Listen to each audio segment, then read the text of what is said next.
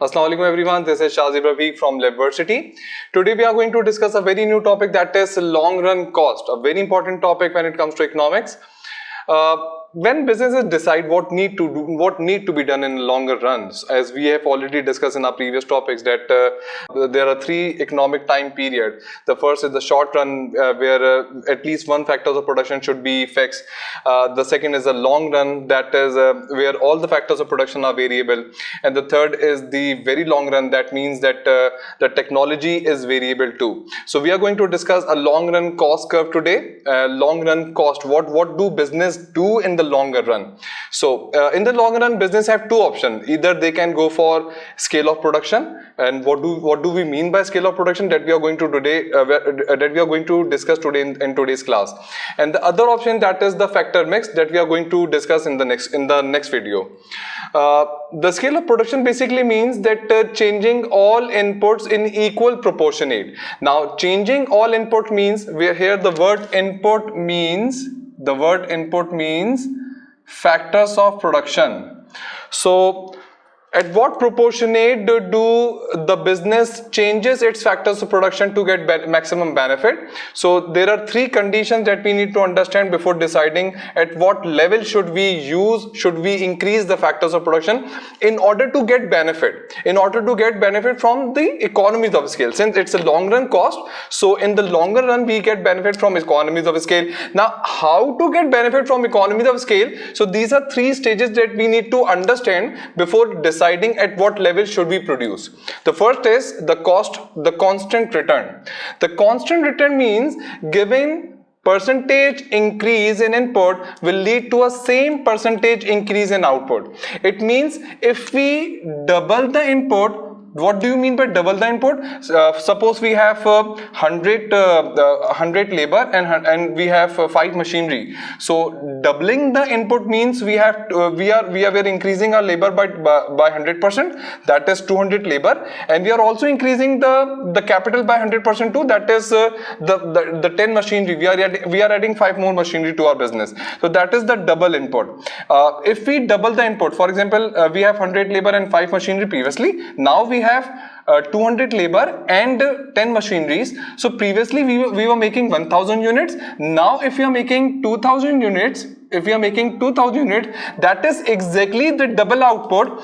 If this is the scenario, this is said to be your constant return, and in this scenario your long run average cost curve will remain constant. And you can see that this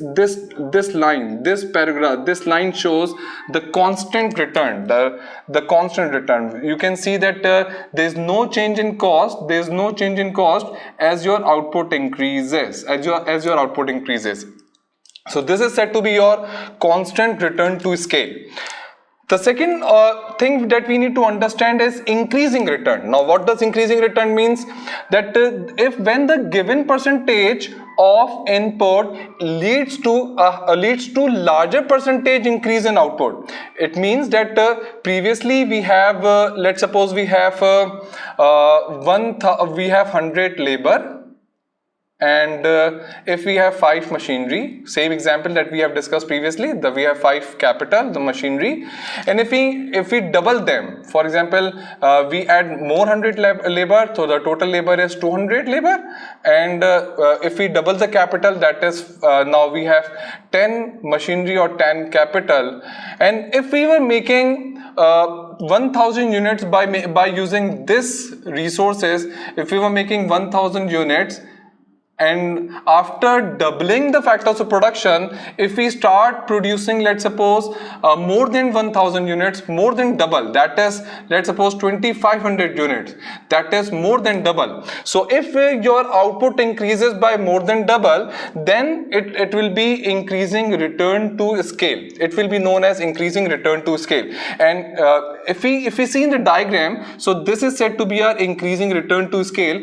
This is why, just because as you see that as you increasing the level of output, every time you increase the output, your cost drops down, your cost reduces, your per unit cost reduces, and therefore as we can see that here we have written as well that LRAC will fall, your LRAC will starts to fall.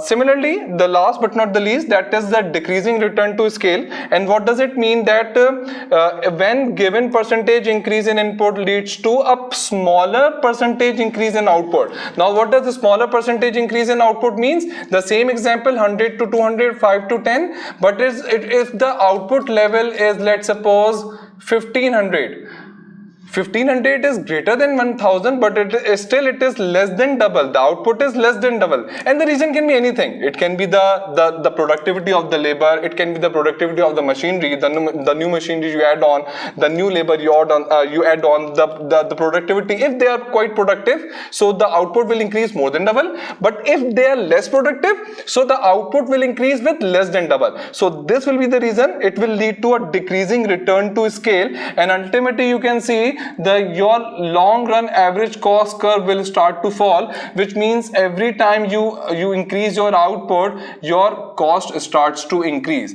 Now this is said to be your long run average cost curve, and through long run average cost curve, we can also explain the concept of economies of scale. Hope you like the video. Inshallah, we'll see you in the next video. Thank you so very much.